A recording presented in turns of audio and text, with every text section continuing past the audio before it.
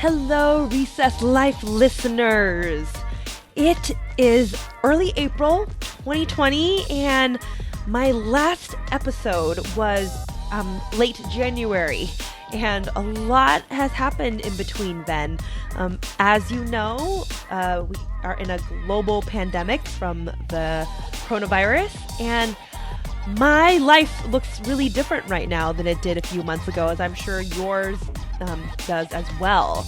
And my work suddenly stopped, and I am not able to see my friends, and I know you are all experiencing probably your own version of all these changes.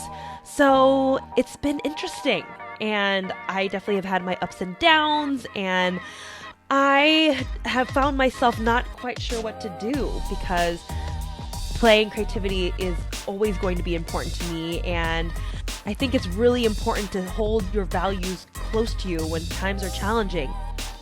But this time has definitely tested that. How am I supposed to think about play and creativity when I'm not sure what work looks like in the future, when I can't see my friends, when I can't be outside? So I have really been challenged about how to think about this topic. I recorded a number of episodes before the crisis, and I am super excited about these episodes. I can't wait for everyone to hear them, but I have felt very conflicted about releasing something right now that was recorded prior to all of this happening. And I know for me, what I really need right now is to just talk to friends and people in my world about how they are dealing with this time, how they are thinking about playing creativity. What can I learn from them? What can we learn from them? What are they learning about themselves that is relevant to all of us? So that's what I decided to do. I enlisted several friends in my network who I consider creative, playful in their own way, and just sat down and had really informal conversations with them about how they are dealing with this time. I actually broadcasted them live over Facebook Live and Instagram Live, which was a new experience for me. I've never done that before. The excitement of going live is definitely fun. And you know, the thought of the knowing that you're going live, even if not a lot of people are watching, is thrilling in its own way. So it's been fun and enjoyable. So I'm going to be releasing these conversations. They're sort of in between episodes until I feel comfortable releasing the third season episodes. So kind of think of this as a season 2.5, or maybe I'll just call it season 3. I'm not sure yet. This first conversation actually is with a good friend named Sheree Trask. She and I met over 4 years ago in the Taipei airport on our way to Bali. We were both taking separate trips to Bali. I met a friend, my good friend Ashley there, but Sheree and I met at the airport, got along great, and ended up spending a good amount of time together in Bali and just stayed in touch. She is an amazing writer. She just launched a program to help spiritual thought leaders get their books out into the world. She spent a long time writing and ghostwriting for other thought leaders, and she's an incredible storyteller. In this conversation with Sheree, we talked about the importance of taking this pause and how we can look at it as the time for what it is and just being in the present. And we also talked about how this could be an opportunity for you to reflect on your story when normally in our day-to-day life, we're just spinning a million miles an hour. And now that we have this pause, it could be that opportunity to think about your story and how it connects back to all those moments you've lived. And perhaps you'll be able to share your story in a way that can help others. She is using this time to write her book, as you will hear, and she has an amazing story to share that I can't wait for the world to hear when she releases her book. This conversation is just a little tidbit around her life. So please follow Sheree. You can find her on Instagram at Sheree Trask. And I will also post her Instagram in the show notes. So enjoy this conversation with my good friend, Sheree Trask. But I hope wherever you are, wherever you're listening to this, that you are taking care of yourself and that you're staying healthy, most important of all. that you're finding ways to take care of your own mental health. And if you don't feel like being productive or creative right now, that's okay and that's all right. Don't judge yourself for it. Do what you need to do in order to get through this time. I know for me personally, part of how I get through things is by doing, and that's not everyone's personality. Me sort of filling my time is, for better or worse, the way I cope with things. So this is the way I'm doing it, by having these conversations and hopefully sharing something that's useful to you, and hopefully you can learn something from it and that you can take away something for yourself. But like I said, don't feel pressure to be creative or be productive if that's not where you land right now. So I hope you enjoy these episodes. I'm also going to be posting quite a bit on TikTok. If any of you are on TikTok, follow me there. You can find me at Louise PWO. I'm going to be experimenting with just creating lots of fun, creative videos on there. I'm really enjoying that. And of course on Instagram, on the Recess Life Instagram, I'm doing the lives on my personal Instagram, and then I'll be reposting them to the Recess Life. So enjoy, and if you have anything I can support you with at this time, whether that's more resources on playing creativity, or you just need, someone to just share your frustrations with around this time, feel free to shoot me a DM, and I'll do my best to respond. But take care of yourself. To dive in and to start, what was your life like before all of this started? We're both in California. This started pretty early for all of us. What were you up to? What was your life looking like before all of this happened? Yeah, so it's kind of crazy. I was actually just having this conversation before this about last year. I actually decided to take half of the year off, essentially, to help care for my grandmother as she was dying. And I knew that it was going to mean 2020 was going to be a ball busting, hustling year. And I was going to have to put everything in the arena and really go for it. And so come January, I was stoked. I had created a one-on-one coaching program. I had my ghostwriting services still, but I gave up all of the other content creation pieces to really focus on books. And I decided that I was going to create an online course, so people that either didn't have the means to invest in one-on-one coaching with me, or they just simply weren't ready, would still have a solution to be able to write their books. And so this all happened, and all of a sudden I was like, oh, this will be great.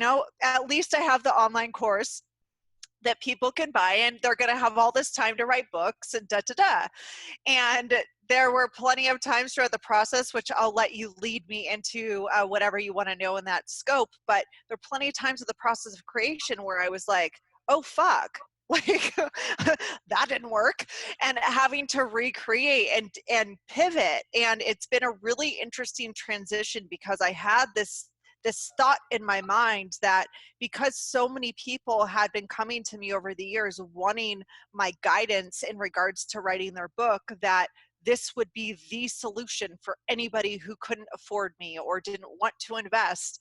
Didn't actually happen exactly that way, though. Nothing ever does, really, right? Ever. Yeah, and for those of that are listening that may not know your background, so you just mentioned books, but you have quite a bit of clout in the world of books, and just to give some people some nuggets around what that actually means. What's your background with books and writing and storytelling? Yeah, so it's funny. I actually, I've been writing professionally for about 10 years now. And I started writing in the health and fitness space for magazines and like club industry and different companies and brands that were in that space. And my background is in TV and film and holistic health. I went to school for both things. And when I started writing professionally, it wasn't that I thought I would ever be a professional writer. It's just something that came really naturally for me that I really, really loved. And then fast forward a couple years, after I began doing that, I had met somebody in the gym who we became close friends really fast. And he had a startup company, and he had asked me to ghostwrite a book for him on autoimmune disease, which was my background in my area of study. And without even like questioning it, I was like, sure, yeah, no big deal. And I wrote a book, a whole freaking book in 4 days. And I handed him the book, and he was like, how did you write a book in 4 days? I was like, I don't know, dude, it might be shit. You should read it. And if it's awesome, like, we can have a conversation, but judge-free zone, and I will not take anything personally. So he read the book, and he's like, oh my God, I absolutely love this. I have this startup company. I would love for you to come on board and build our content and creative teams and help me, build out our writers, our editors, our video team, write the video scripts, all of these things. So I said yes. And for 4 years, I was contracted with this company, and I became his voice. So I ghost wrote multiple books of his. And in 2018, we were actually published with Hay House, which is the largest personal development publisher, book on mindset. And it was so exciting because it was a dream for both of us. And through that, I had written, over 400 video scripts in the space of health, fitness, personal development, mindset, spirituality.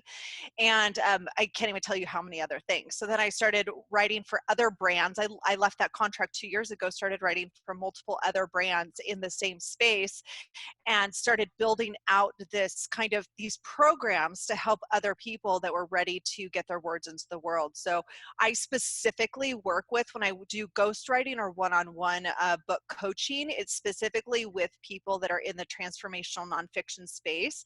So that means like the woo-woo section of the bookstore. My course, though, is for anybody who wants to write a book. So it doesn't matter your genre. And that's where I'm at now, 10 years later. Tell me what that was like, though, to make that transition to deciding you were going to help other brands and help them share their voice, but then to have this crisis happen in our world. How has that been for you personally, to be going through that right now? Yeah, so it's actually pretty fascinating because as I said, I thought that this course would be like the solution for the person that's at home that can't quite invest in one-on-one, right? Like, this is a really low ticket in comparison to like what I offer. And that is not what happened. And because I think part of it is because like the people that I work with are the light workers of the world. They're the spiritually minded. They're the personal development junkies, and they are all amazing humans. But so many of them are also empaths. And so they give a lot of themselves and overgive a lot of themselves. And because of that, I've found that a lot of them are stretching themselves too thin to the point where they're doing more than maybe I don't want to say than they should, but they're doing more than they typically would. Their clients, though, cannot pay them, so it trickles down. And now, over the last week, what's happened is my clients have all said, I can't pay you. So I'm like, okay, so we all have to still eat and live and all of the things. So how can we still all support each other and pivot in a way that still feels really good?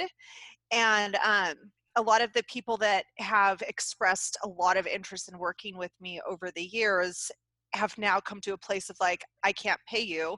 So I thought, oh, well, I have this course, take this.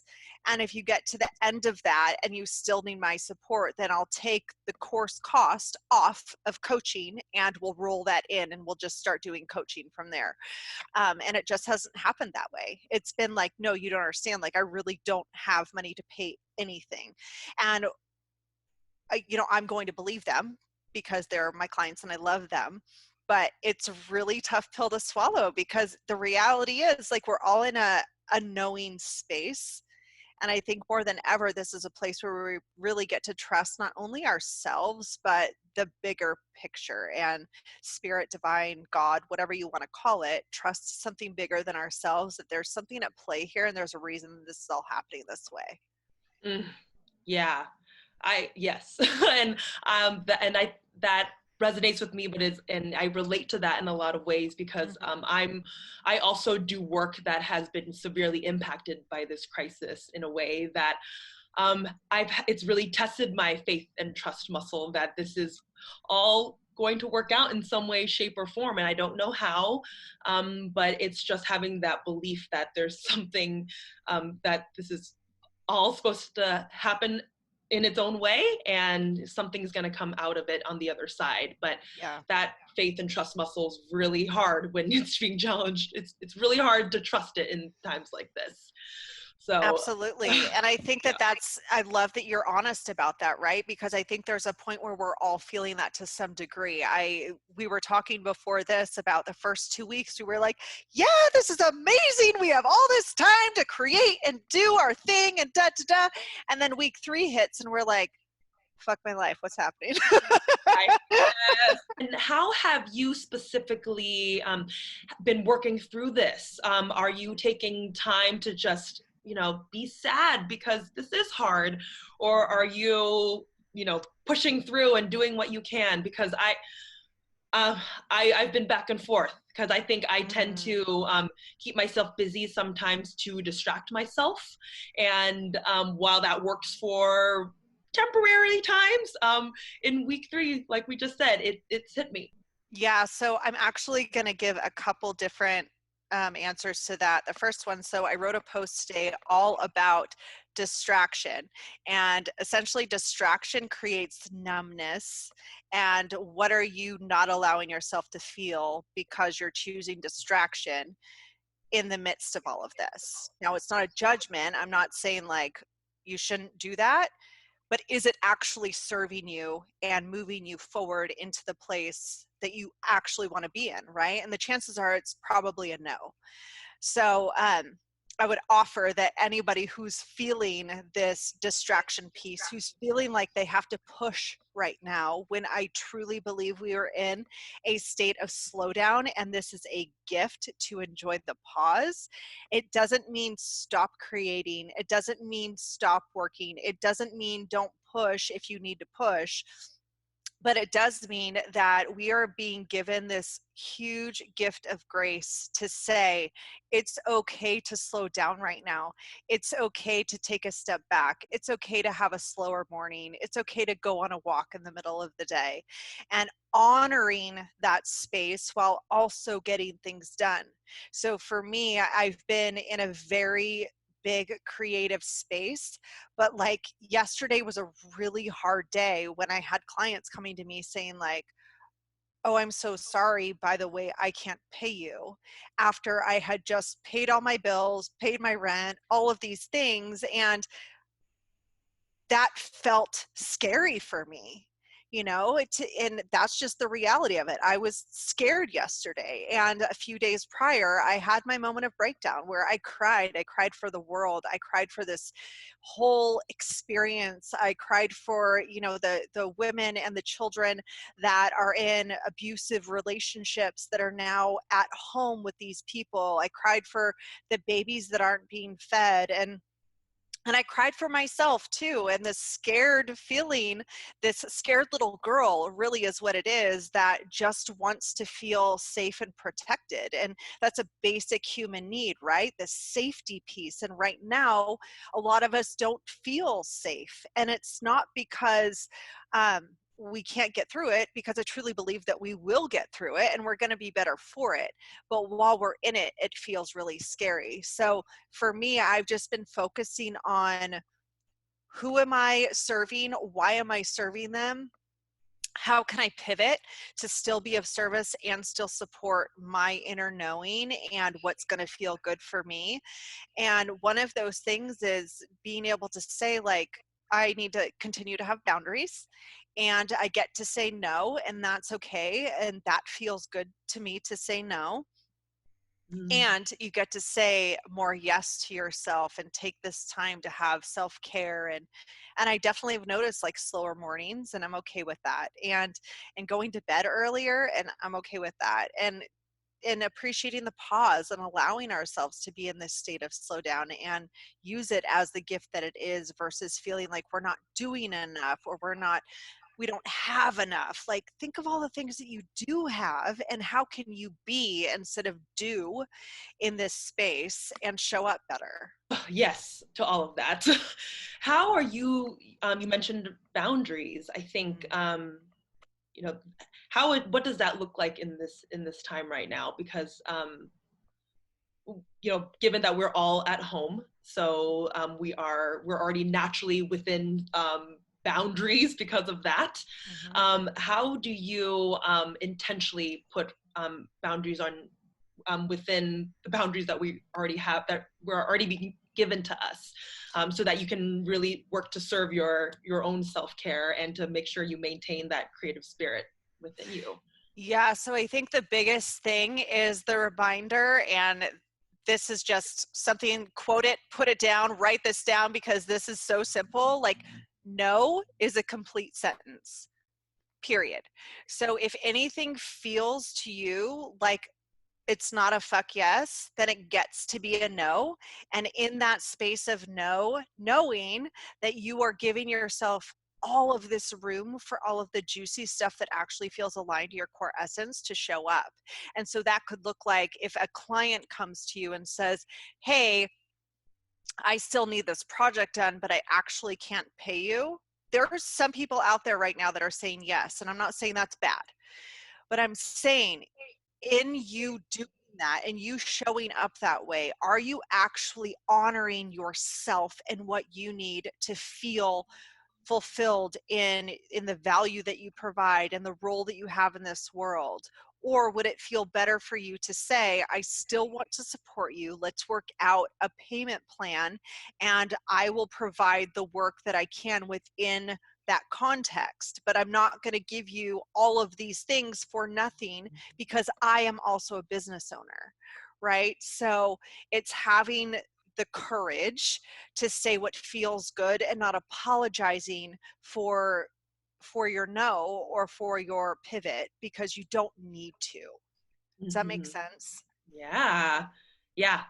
And I think when we're in scarcity mode, like a lot of people may be feeling right now, it's easy to compromise on our boundaries and to give in to that, because we have that scarcity mentality. And not to say that that is right or wrong, and sometimes you have to do what's necessary, but taking that time to step back and say, okay, what is this yes that, so to speak, where is that actually coming from? Is it coming from a place of scarcity or true, true desire to say yes? And that's the tough Yeah. thing. It's Yeah. always asking yourself, is this coming from love or fear, right? Because the two don't coexist at the same time. So you have room in your body and in your soul for both to be present, but they're not going to dance together. Yeah. Yep. Absolutely. So in this time, because I typically, like I mentioned, with my work, I'm typically producing for clients and I'm creating things for clients, but because I don't have the ability to do that right now like I typically would, I'm personally trying to use this time to create for myself a little bit, and to explore my creativity and to step back, with, whether that's with creative hobbies or, like I mentioned, I'm loving TikTok right now and making videos on there, which has been really fun. Are you personally taking this time to be creative for yourself, since you're not able to fully serve like you would typically, or are you just taking the time to just more do more self-care? What is that looking like for you right now? Yeah, so I've been writing my own book for the last year and a half now, and I have kept Yes. putting it on the back burner because Ugh. of helping other people, right? And I love helping other people, but I only have so much creative juice every day. So this has been a really good place for me to revisit that and come back into my writing practice, and knowing like, this is all perfect. This is the pause that was necessary for me to come back to my own creative space, without having all of these other things coming up, which I love. I love all the other things. But this is also the time that I really believe that those of us that have a calling on our heart to write a book and are feeling feeling that call and feeling courageous and brave enough to express that, the words that we put down on paper now will be even more impactful when all of this is said and done, to get people moving forward and over the finish line of anything that they've been holding back. And I think that there's going to be a huge surge of people coming into the personal development space, digging into the inner child work, the shadow work, all of that. I hope so anyways. And I think that this is going to be a huge time for all of us to recognize that we're not separate. We've been operating like a bunch of assholes. We've been operating from an ego mentality and what's in it for me, when at the end of the day, it's about all of us as a collective. So now I really believe so deeply that stories are going to carry so many people through this time. And I would encourage anybody who has any sort of lesson, tool, anything that you believe could help even one person. That one person then helps another person. And that's how the ripple happens. And that's how we change the world. Yeah. Yeah. And what an opportunity to take this time right now to really sit with your own story and to think about, okay, I've been probably going a million miles an hour with my life, like we all have, because our world has been spinning so fast. And now, because we're taking that pause, what an opportunity it is to be like, okay, what have I been doing all with all of this time and all of these years I've been living? What have I learned? How can what I've experienced help someone or serve someone in some way or connect with someone on a deeper level? And what an opportunity to do that right now, to think about your own story. That's crazy. We don't ever get that time to do that. So it's not always that it comes out in voice. It can come out in movement, whatever your story comes out in, but to be able to have that space to express, what a gift. Yeah, to your point, I think expression and sharing of ourselves looks different for everyone. I just had a podcast interview yesterday with a guest, and he feels the most self-expressed he ever has, and he started a TikTok about ant farms, and Wow. it was so fun and lovely to hear him talk about how happy and joyful he is because he's able to be his goofy self and share all of his insecurities with the world, even though, yeah, and it's just such a delight. And it was so fun to talk to him about that. So yeah, I think we all just have so much in us that we want to express, and let's take the time now to figure out what that looks like for each of us. So any tips that you have to share, whether from your course or from just all of your years of ghostwriting for people, around how they can better share their story with others, how they can help find those little nuggets of wisdom to share from what they've experienced? And I know you yourself have experienced so much that you've also used to share and impact others. Anything you know personally, or anything you've learned from working with your clients? Yeah, so I was actually interviewed last week, and I want to share kind of 3 points that I think are really valuable and important for people that are looking to be more expressive in their voice specifically. The biggest thing is do an internal audit and really deep dive into yourself and understand, like, who am I? At the core of who I am, if there was nobody around and I didn't have this ego trying to keep me small and being in this place of like doubting myself or uncertainty, right? Like, authentically, who am I is how I'm showing up aligned with the core essence of who I am. I think the beauty in digging into your gaps is, or your deep diving into yourself and doing this internal audit, is you get to see the gaps that are still present and where you have space to still heal, and then getting to work. So that deep dive is super important. Another place is being unapologetic in your truest expression, because not only does that place allow for more relatability, but it allows for more connection. And when people feel connected to you, they trust you. And if it's business related, when they trust you, that's when they buy from you.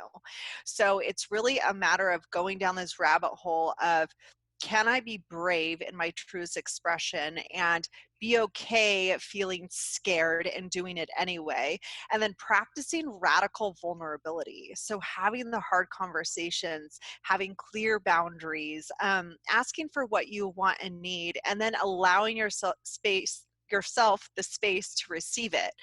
What I see so often, and this is in everybody, not just the creative realm, but I see a lot of women in particular operating in their masculine. And when we're operating in our masculine, it's the force, right? It's the I gotta hustle, I gotta push, I gotta do all of these things.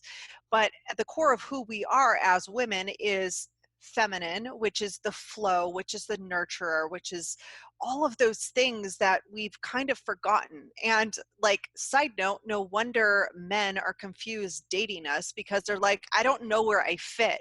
You're trying to be masculine and feminine, and at what point do I step in?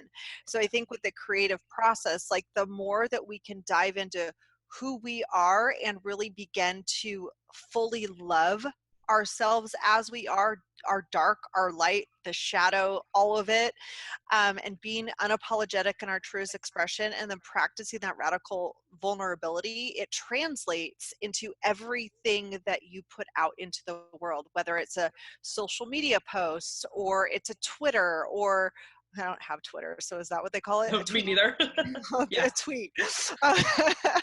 Or it's writing a book, or it's dance. Like, it doesn't matter what that is. In all of it, it requires you to show up. So I just think the more that you fall in love with yourself, the easier it becomes to show up. And to share your story unapologetically, the more you love yourself. Lucky 13 P. Montoya just said, being on Instagram, being vulnerable is so difficult. Exclamation mark. Yes, it can be. And also, I would encourage you to check yourself, because that's also story.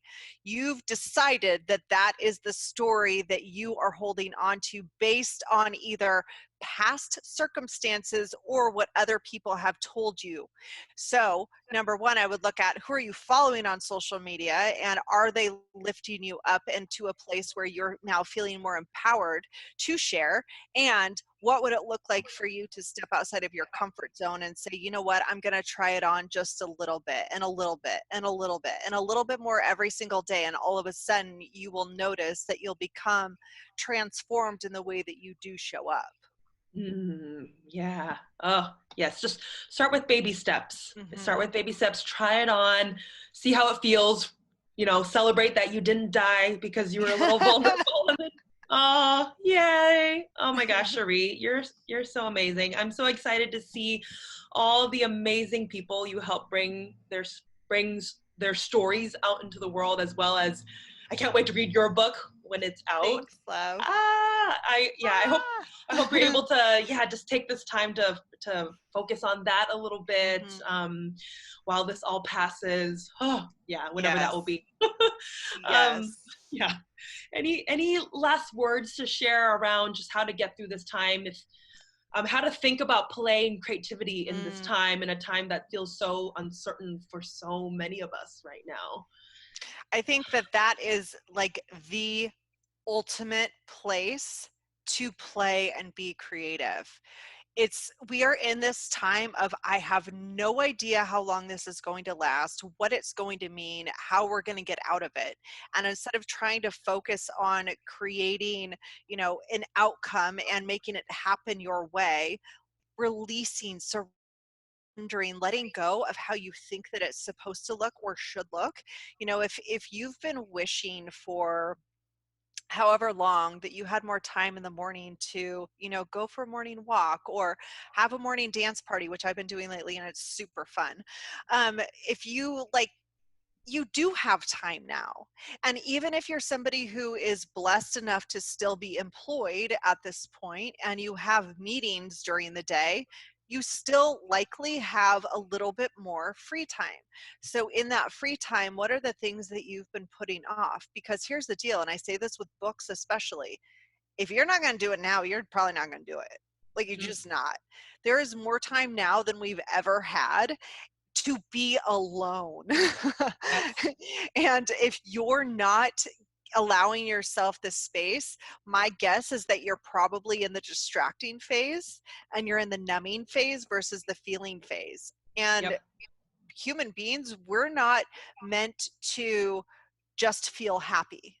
As Mhm. humans, we're meant to feel all the things. Mhm. So instead of judging the sadness or the grief or the anything that's coming up that feels quote unquote negative, embracing those things as the gift that they are and using them as fuel towards play and creativity. And that can look like whatever you want it to look like.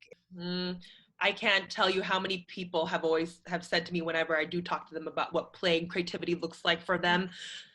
So many times they'll be like, oh, if I only had more time, then I would do Mm, X, Y, Z, be playful, play my guitar, write my book, do this. And now look at what you have now. You have the time. And so yeah. what a gift. But if it's still something you don't want to do, then maybe it wasn't, like you just said, something you wanted to do to begin with. And now, if anything, you have freedom to let that go and to Mhm. recognize, oh, you know what, that was never a priority to begin with. And Mhm. you can let it go, and you're even more freed up now to figure out what that is that you would be doing with your time instead. So Yeah, and I think it's such a great place for you to get honest about the things that you thought you wanted to do that you're finding yourself still not doing, which means they weren't a priority. And then saying like, did I want to do that because, my mom wanted me to do it or my husband wanted me to do it? And then being like, fuck that because I don't want to do it. And so I'm not going to do it. Boundaries. All right. amen. Yes. Oh my goodness. I love you, my dear. Thank you so I love you much. so much. And let's do this again. It can be on live again, or it can just be on Zoom whenever. Because Yeah. I adore you.